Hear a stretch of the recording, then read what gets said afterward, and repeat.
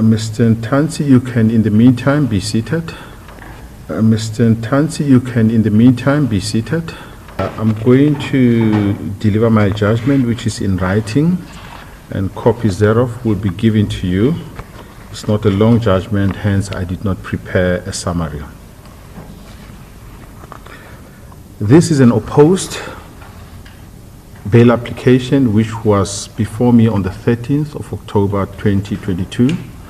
I could not allocate the matter to any judge to be heard in the month of October because the judges in my division were busy with matters allocated to them in terms of the duty roster. The duty roster does not make specific provision for a judge who would deal with urgent bail applications. I allocated the matter to myself and regret that I could not deliver the judgment earlier than I anticipated due to other urgent obligations that I had to attend to.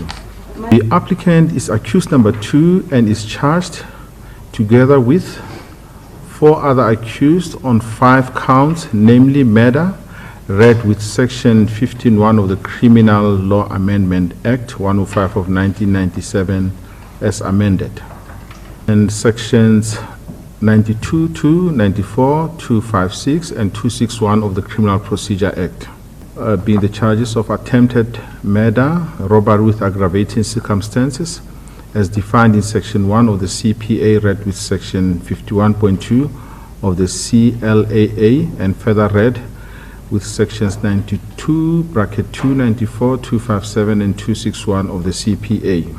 Other counts is unlawful possession of a firearm in contravention of Section 3 of Firearms Control Act 60 of 2000 and unlawful possession of ammunition in contravention with Section 90 of the Firearms Control Act. All the accused are in custody. The state alleges that the 5 counts were committed on 26 October 2014 at Vosloorus in the district of Boksburg. Will you please stand up? The application for bail is dismissed. You know that as I was reading my judgment, there are some typos which I'm going to fix, and you'll only get the signed judgment after I shall have fixed those typos. Court adjourns. Imagine this. A man sits in jail, denied bail, while another, accused of serious crimes, walks free. What separates them? Is it justice or money? In this video, we dive into shocking allegations involving Judge Aubrey Ledwaba, the Deputy Judge President of the Gauteng High Court. This is the very same judge who denied Bongani Ntanzi bail in the high-profile Senzo Meyiwa murder trial, but now his name has surfaced in claims that millions of rands may have been exchanged in another case to grant bail to a man named Katiso Molefe. So today we ask the burning question, was Ntanzi denied bail because he couldn't afford millions for a bribe? Or is this just another wild conspiracy in South Africa's crumbling justice system? Before we get into the allegations, let's start with the man at the center of it all, Judge Aubrey Ledwaba. He is not a junior magistrate. He's one of the most senior judges in Gauteng, often presiding over complex and sensitive cases. In 2023, during the heated Senzo Meyiwa murder trial, it was Ledwaba who sat in judgment of Bongani Ntanzi's bail application. And in that ruling, he was crystal clear. Ntanzi had not shown exceptional circumstances to justify bail. Result? Denied. Ntanzi remained behind bars, awaiting trial, despite his claims of police torture and wrongful arrest. But here's where things take a dark turn. While Ntanzi's bail was rejected, another man, Katiso Molefe, reportedly managed to walk free not because of legal arguments, but because of something far more sinister. At the Madlanga Commission, explosive testimony came forward. Witnesses spoke of a massive bribe, 2.5 million, allegedly paid to secure Molefe's bail. According to media reports, informers claimed Molefe's release wasn't about evidence, wasn't about justice, wasn't about proving exceptional circumstances, but about money changing hands. And whose court was this linked to? Allegedly, Judge Aubrey Ledwaba's. Now let's pause here. These are still allegations. No court has ruled that Judge Ledwaba accepted a bribe. But the mere fact that such claims have surfaced shakes public trust in the judiciary to its core. Now think about this. On one hand, we have Bongani Ntanzi, accused in one of the most sensational murder trials in South Africa.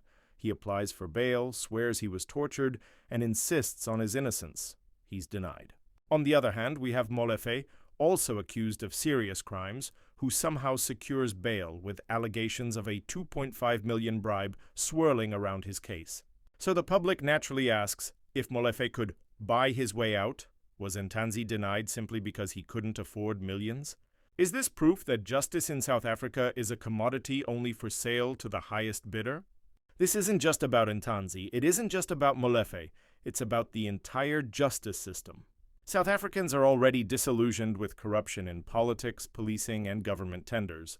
But when allegations of bribes reach the doors of the judiciary, the one place meant to be sacred, impartial, and incorruptible, then where do ordinary people turn for justice?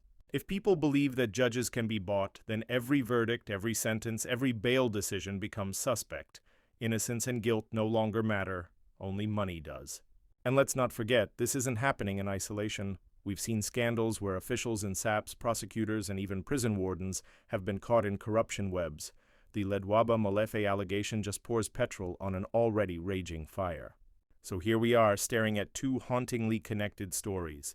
Was Bongani Ntanzi denied bail because his case was weak, or because he couldn't pay millions? Did Molefe truly pay 2.5 million to secure his freedom, and if so, who pocketed the cash? Most importantly, if these allegations are true, how many other bail applications have been quietly bought and sold in South Africa's courts?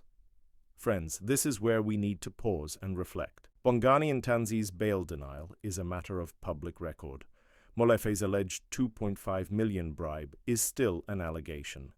But when you place these stories side by side, they paint a disturbing picture. So I put the question to you. Is justice in South Africa truly blind, or is she counting stacks of cash behind the bench? Do you believe Ntanzi was denied bail fairly, or was he simply too poor to grease the wheels of corruption? And what does this mean for every ordinary South African who doesn't have millions lying around? Drop your thoughts in the comments below. Let's talk about it. Don't forget to like, subscribe, and hit that notification bell so you don't miss the next deep dive into South Africa's most explosive court scandals.